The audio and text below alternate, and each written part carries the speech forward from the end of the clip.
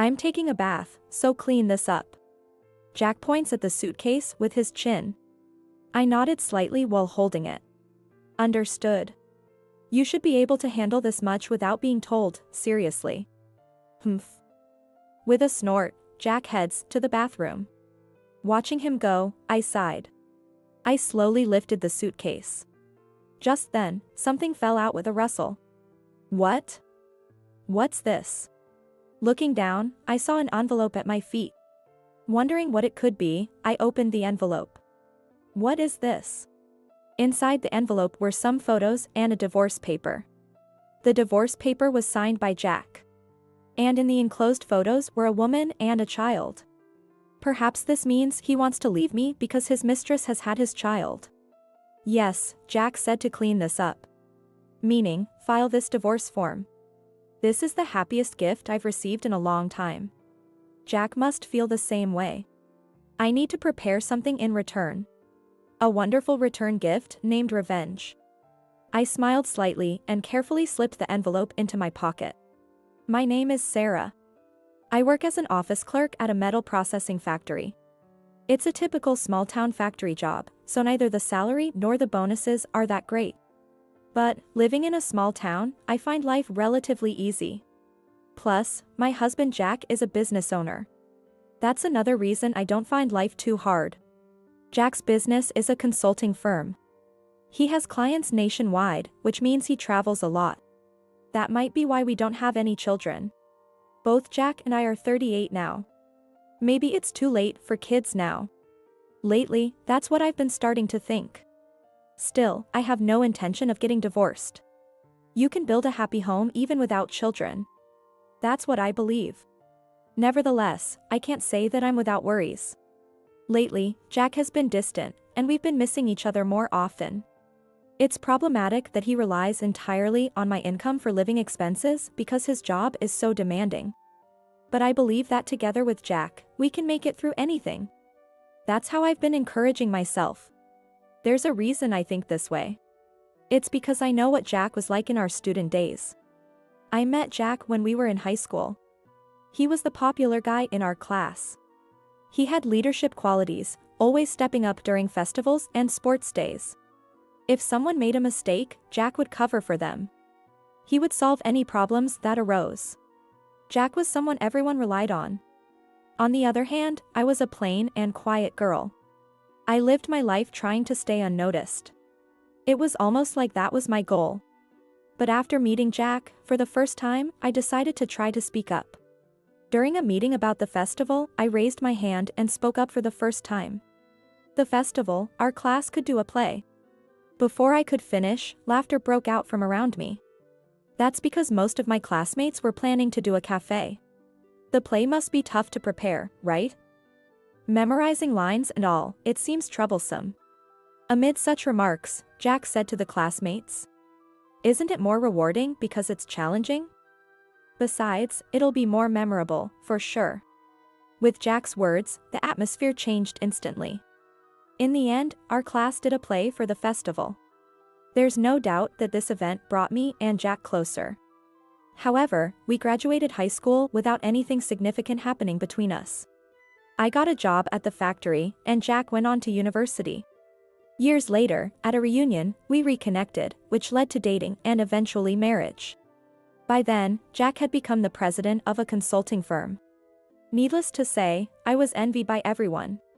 But the reality wasn't so great. Jack's job was hectic, with frequent business trips every month. We hardly spent any time together at home. Moreover, despite the glamorous title of president, Jack's company was just barely getting by. We're thinking of expanding the business, so I expect our income will be lower for a while. Are you okay with that? Right now, our business foundation is stable. But if we do nothing, we'll eventually hit a dead end. If our current clients leave, our income will decrease. That might leave our employees stranded. As a president, he has a duty to support our employees. Expanding the business to gain more clients is a better option. That's what Jack said. That conversation happened not long after we got married. So, even after getting married, I couldn't quit my job.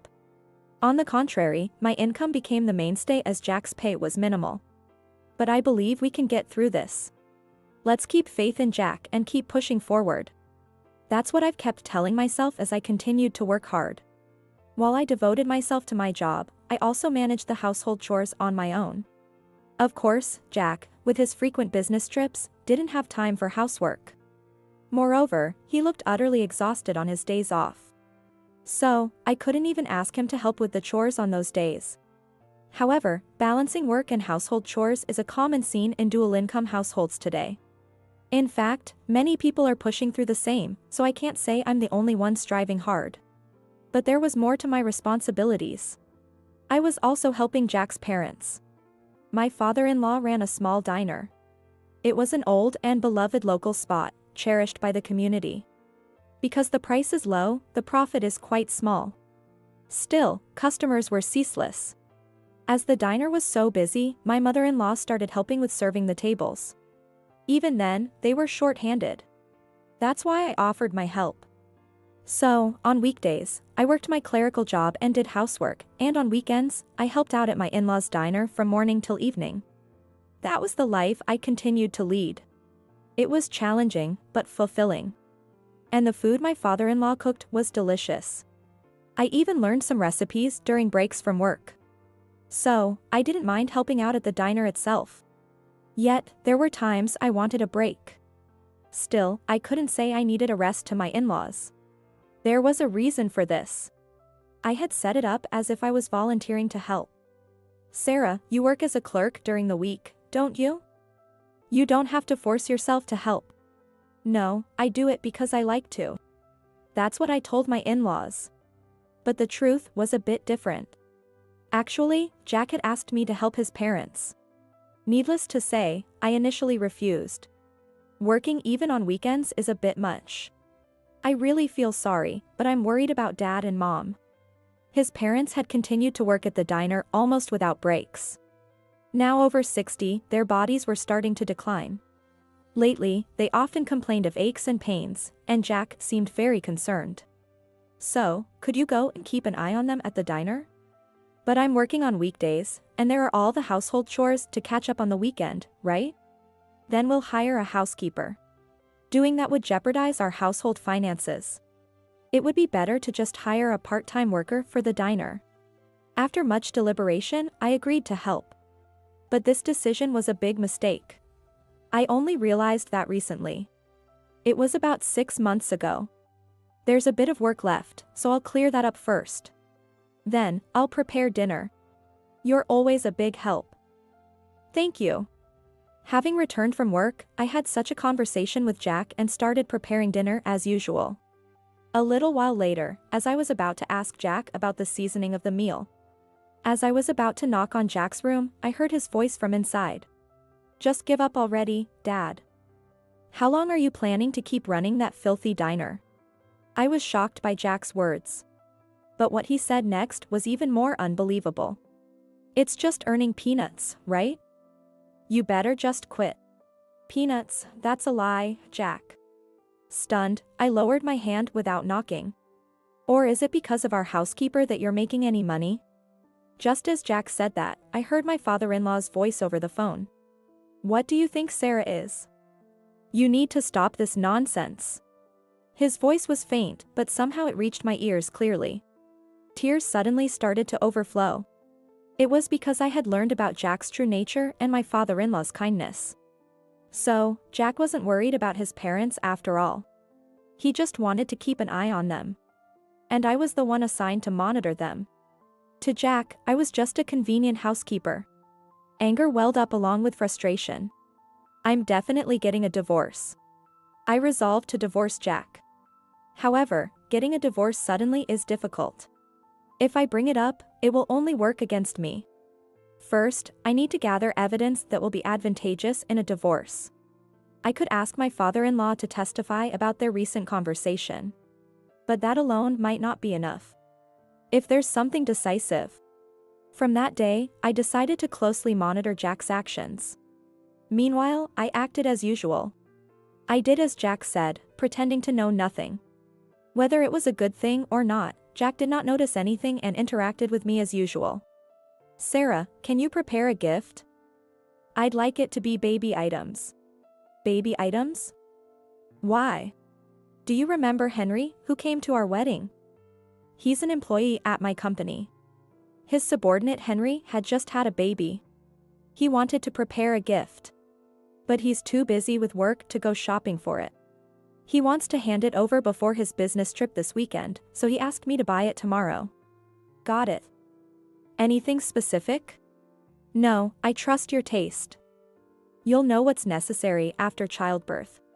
Jack smiled. I nodded with a smile as well. Thinking I shouldn't involve unrelated people, I decided to simply follow these instructions. But the next day, after work, as I was about to enter a store that sold baby items, an unexpected encounter awaited me. It happened when I was about to enter a store that sells baby products to buy a gift.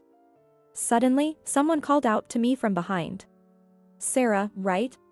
I turned around to see a well-dressed man in a suit standing there. He looked neat and seemed like a nice young man. I felt I had seen him somewhere before, and after a moment, I realized he was Henry. Yes, Henry, from my husband's company. Yes, thank you for everything. No, thank you. Oh, are you buying a gift for your wife? I pointed to the baby product store in front of us. But Henry looked puzzled. No. I'm not married. At his words, I tilted my head. Jack had definitely said that Henry had just had a child. I asked Henry for more details, wondering what was going on. Then, I learned something completely unexpected. Henry definitely came to buy baby supplies. However, it wasn't for his own wife. Incredibly, it was for Jack. This surprised me greatly. Apparently, Jack had told Henry that I was pregnant. Of course, I immediately denied it. At this, Henry seemed to grow suspicious as well. We moved to a different location to discuss things more thoroughly. As a result, Jack's lies began to unravel one by one. First, it was true that Jack's company was expanding its business, but the salaries had not decreased. On the contrary, due to the expansion, the employees' salaries had increased. Naturally, Jack's salary had increased as well. Moreover, Jack's business trips were a lie. There were trips, but not nearly as frequent as he claimed. It feels like about once a month at most. Recently, we can communicate online, so the need to meet with clients in person has decreased. Henry explained. Thus, Jack had been lying about business trips and was going elsewhere. Furthermore, he had attempted to acquire baby products under the pretense that I was pregnant. The only conclusion I could draw was one. Jack was having an affair, and his partner had gotten pregnant. Moreover, the salary he was not bringing home could be conjectured to be going to his mistress. I was nearly losing myself in anger. In the midst of this, Henry kindly spoke to me. Mr. Wilson has always been a womanizer. I'll help, so gathering evidence to file for divorce would be best. Naturally, I agreed to Henry's proposal. I immediately began gathering evidence. Henry would assist me with monitoring Jack's behavior at work. At the same time, I hired a professional agency to conduct a behavior investigation. Moreover, both Henry and I, without Jack's knowledge, purchased the baby products. Pretending we knew nothing, we handed them over to Jack. I'll give these to Henry. Also, I'm going on a business trip for the next 2 weeks. Okay. Take care. I sent him off, pretending to know nothing. And then, 2 weeks later, Jack came home late at night. Moreover, he was quite drunk. Are you okay? Where did you drink? What does it matter to you? Just shut up and get the bath ready. His tone was unusually harsh. I frowned slightly and sighed quietly. What? Got a problem? Even I want to drink sometimes. I understand. I supported Jack as he staggered. Then, Jack shrugged off my hand. I'm going to take a bath, so clean this up. Jack pointed at the suitcase with his chin. I nodded slightly while holding it. Understood. You should be able to handle this much without being told, seriously. With a grunt, Jack headed to the bathroom. Watching him go, I sighed. I slowly lifted the suitcase. Just then, something fell out with a rustle. What? What's this? Looking down, I saw an envelope at my feet. Wondering what it could be, I opened the envelope. What is this? Inside the envelope were some photos and a divorce paper. The divorce paper was signed by Jack. And in the enclosed photos were a woman and a child. Perhaps this means he wants to leave me because his mistress has had his child. Yes, Jack said to clean this up. Meaning, file this divorce paper. This is the happiest gift I've received in a long time. Jack must feel the same way. I need to prepare something in return. A wonderful return gift named revenge. I smiled slightly and carefully slipped the envelope into my pocket. Then I opened the suitcase. But it was after the laundry had been done. I see, a declaration of war. It's odd for all the contents of a suitcase to be washed right after a business trip. No housewife would find this normal. There must be a woman during the business trip who does his laundry. In other words, it was like a declaration of war from a mistress, saying, I did the laundry for him. Moreover, this time she even included photos. With the bonus of a divorce paper. Probably, Jack's agitation was due to this. Pressed by his mistress to get a divorce. But Jack doesn't want to let go of me, a conveniently usable housekeeper. Probably, they had a fight. And the angry mistress planted the divorce paper and photos. Well, that seems about right. Then, I have no choice but to take up this challenge, do I? I smirked and went back to my room. Ideally, I would file the divorce form immediately. But if I'm getting divorced, I'll need a new place to move to. And I want to say goodbye to my in-laws as well. Looks like I'll be busy starting tomorrow. I spent a sleepless night excited about the upcoming changes. And the next morning, when Jack woke up, I said this to him. Jack, it's a busy period at my work right now, so I'll be coming home late for a while. Is that so? That's tough, you too. After that conversation, I left the house with Jack. But instead of going to work, I turned back home. At the same time, I informed the company that I am resigning. Of course, there's a reason I did this. Actually, last night, I had already informed my father that I was planning to divorce. This morning, he sent me an email saying, the divorce might cause trouble at your workplace. Quit your job and come back home immediately. I will arrange a place for you to live and find you a new job. You don't need to worry about anything. So, I decided to resign immediately. I also began preparing to move out at home. By the evening, the movers arranged by my father had completed the move. After that, I filed the divorce paper and my father introduced me to a skilled lawyer. All that's left is to wait for Jack to get in touch. Using a network camera, I watched my parents home from my new place while drinking wine. I was enjoying some relaxed time for the first time in a while when suddenly my phone began to ring. It was Jack. I checked and ignored it. After repeating this a few times, the doorbell at my parents' house rang. After a while, the camera showed my father and Jack at the door. I watched the developments with a grin. What brings you here at this hour? It's... I can't get in touch with Sarah. Oh. Isn't she at work? Jack's face turned pale at my father's words and he looked down. No, that's just it, her belongings are gone from the house. All my belongings were gone. Moreover, no matter how many times he called, there was no response. When he contacted my company, he was told that I had resigned. Jack rambled on quickly about all this. Hearing this, my father asked Jack. Can't you think of anything that might have caused this? No. I can't think of anything. Jack stammered out his answer, constantly wiping the sweat that was streaming down his face. Seems like he couldn't confess about the affair. As I thought this, my father suddenly raised his voice. You must know the reason, don't you? Jack flinched at my father's low voice. He answered, avoiding eye contact. No, nothing. Don't lie. You were having an affair, weren't you? Affair. Jack's eyes began to dart around. Just that reaction was as good as a confession.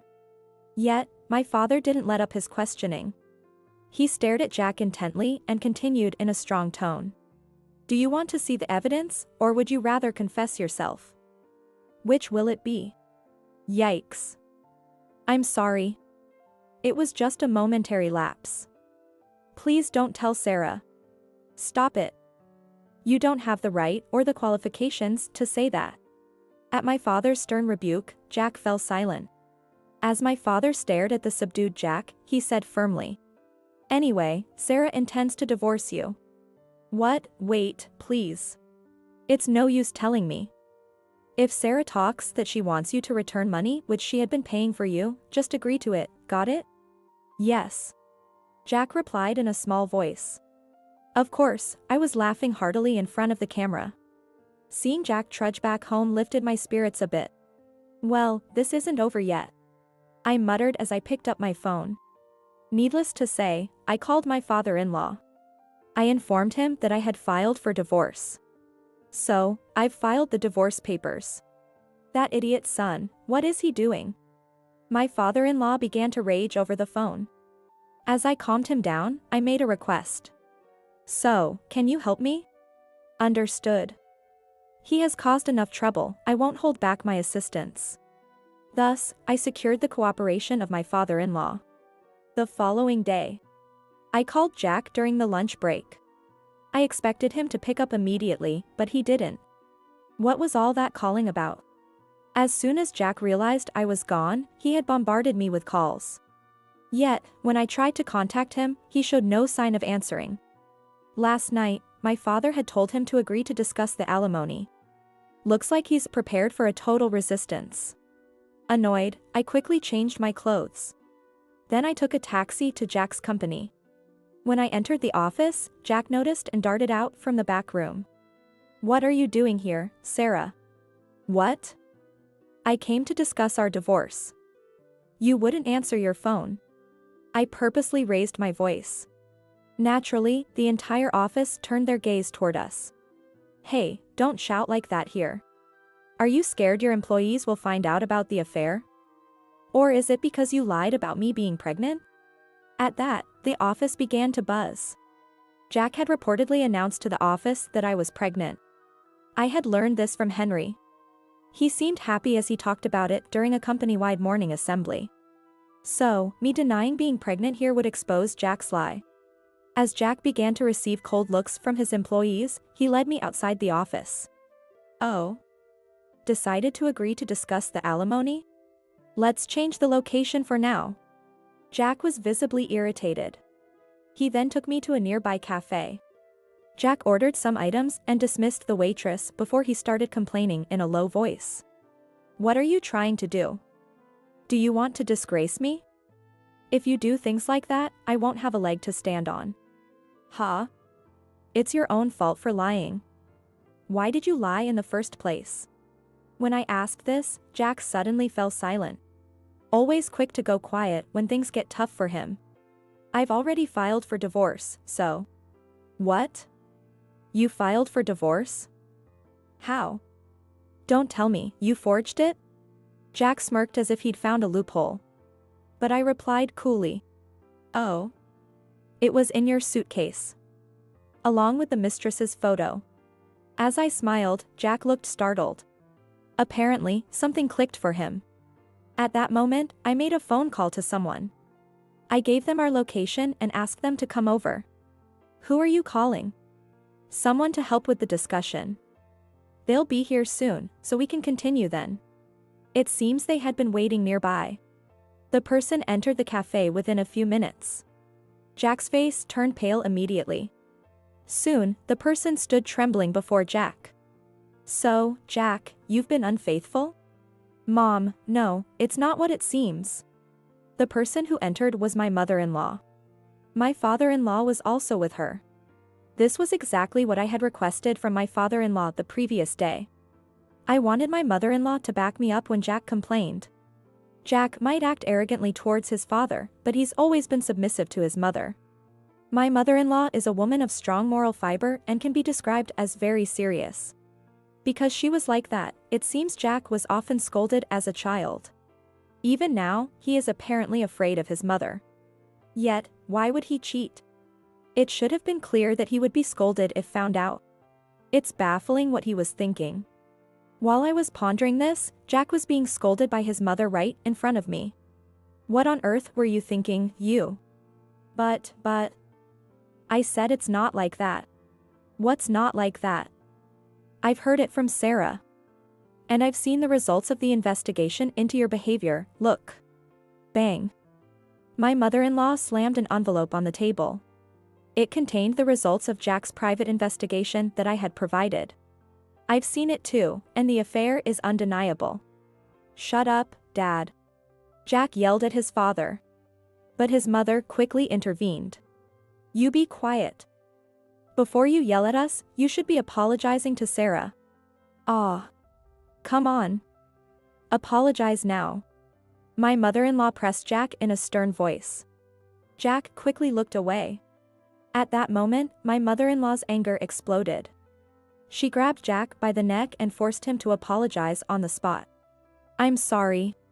What about the alimony? I'll pay it. Please forgive me. Jack was on the verge of tears as he squeezed out his voice. I couldn't help but find his appearance amusing. Afterward, while being scolded by his mother, Jack agreed to pay the alimony. I told him I would be contacted by the lawyer with the details, and then I left. After leaving the coffee shop, I muttered to myself. Now for that woman. I stared intently at the photo of the mistress saved on my phone. Soon after, the lawyer contacted me to confirm that I had received the alimony from Jack. This settles things for now. I finally felt relieved. But it's not over yet. There's one more thing I need to do. That was my revenge against his mistress.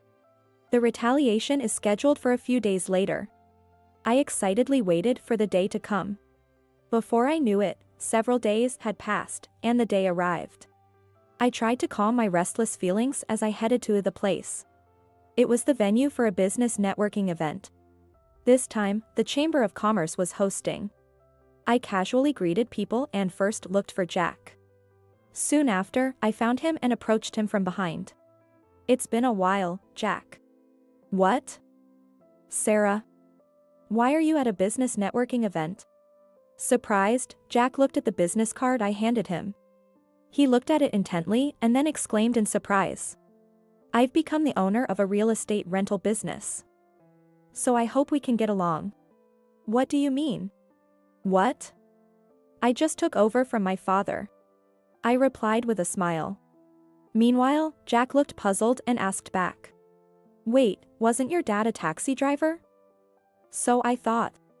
He didn't ask my father for financial support for our living expenses. That's what Jack said. Indeed, my father was a taxi driver. But that was more like a hobby for him. While running a real estate rental business, my father enjoyed driving and worked as a taxi driver. However, after Jack's infidelity came to light, I decided to quit my job. Of course, if the discussions had gone smoothly, I might not have needed to quit. But my father saw it as a good opportunity and offered to hand over his business to me. He also said he would rent me one of his properties as my new home. So, I decided to take over my father's job. Of course, there are various challenges. It's not that I'm inheriting the properties my father owns. I just became the president of the management company he created. My job mainly involves interactions with real estate management companies that actually manage the properties. For the smaller properties not managed by the company, I've taken over their operation. It's not much work, so as it stands, I'm not too busy. But I'm planning to really get into it now, so today I want to hear from various people. That's why I attended the networking event for business owners. As I shared this, Jack was taken aback. While we were talking, a man approached us. Long time no see, Jack. This is Mr. Thompson. Thank you for always being so helpful. Jack greeted him. I smirked nearby. Oops, were you in the middle of a conversation? Oh, no, not at all. More importantly, as Jack turned his back on me, I pushed past him. Stepping forward, I greeted the person Jack had called Mr. Thompson. Nice to meet you, Mr. Thompson. I'm Sarah, Jack's ex-wife. Ex-wife? Mr. Thompson's expression changed. Pretending to be oblivious, I continued the conversation. Just recently, we divorced. He cheated and had a child with another woman. Stop. Don't say anything more unnecessary. Jack tried to cover my mouth, but I forcibly spilled everything. Hearing this, Mr. Thompson placed a hand on Jack's shoulder with a strained expression. What's this all about? Well. Jack's mouth moved wordlessly. He seemed to want to say something, but the words didn't form. Inside, I pumped my fist, thinking, yes, I did it. Then a saccharine voice was heard. Daddy. Did you find Jack? Turning toward the voice, there was a flashy woman. Upon spotting Jack, she hurried over. Jack. Found you. She hugged Jack with an annoying tone. Jack, looking pale, pushed the woman away. As the air around us froze, I deliberately spoke up. Oh. Isn't that Samantha, Jack's mistress? How do you do? Huh? Who are you? I'm Jack's ex-wife. Ex? Before she could finish, Samantha clamped her mouth shut. Mr. Thompson pulled Samantha towards him. Samantha, what's going on here? No, this woman is crazy. Samantha pointed at me. While thinking she was quite rude, I explained the situation to everyone. It turns out Samantha and Mr. Thompson are father and daughter, and she had been introducing Jack as her husband. However, Samantha and Mr. Thompson don't live together. But Mr. Thompson frequently visited Samantha. Every time Mr. Thompson visited Samantha's home, Jack also met him there, posing as her husband. That was the real purpose behind Jack's business trips. Realizing this, I divorced Jack. When I told Mr. Thompson this story, he became furious, his face turning red with anger. Did you lie to me, both of you? No, that's not true. I didn't know anything. Samantha feigned ignorance. That's when I pulled out the envelope with the photos. Here's a photo of Samantha and your child. And on the back, it says this. I flipped over the photo, and it read. Get a divorce soon. As soon as Mr. Thompson saw these words, he raised his voice. This is Samantha's handwriting, isn't it? You knew that Jack was married. No, I didn't. Afterward, Mr. Thompson started scolding Jack and Samantha right there. The two, chastised by Mr. Thompson, admitted to conspiring and lying. She knew it was an affair, but she couldn't give up. Samantha repeated this. On the other hand, Jack repeated this. He intended to divorce soon. Then why didn't you agree to discuss the divorce right away? With that one question from me, Jack's lies were exposed. From there, it all fell apart. Eventually, it was settled that Samantha would pay me alimony. She would work under Mr. Thompson and pay it off. As for Jack, his punishment was the cessation of business deals. Mr. Thompson had suspended business with him on the spot. Of course, many people witnessed this. It was bound to lead to a loss of credibility. Needless to say, sometime later, Jack's company went bankrupt. Jack is now helping out at his father-in-law's diner. Of course, while being scolded by his mother-in-law. Also, Jack's former clients, other than those under Mr. Thompson, were taken over by a new company. This company was started by Jack's former subordinates who had nowhere else to go. Who's the president of the new company? When I went to thank Henry, who had been helpful, I casually asked him. It's me. So, would you like to discuss business over dinner? I had no intention of dating a man right after my divorce. But I wanted to talk to him a bit more. Is this feeling romantic or just a simple interest in business? I already know the answer. That's why I accepted his invitation.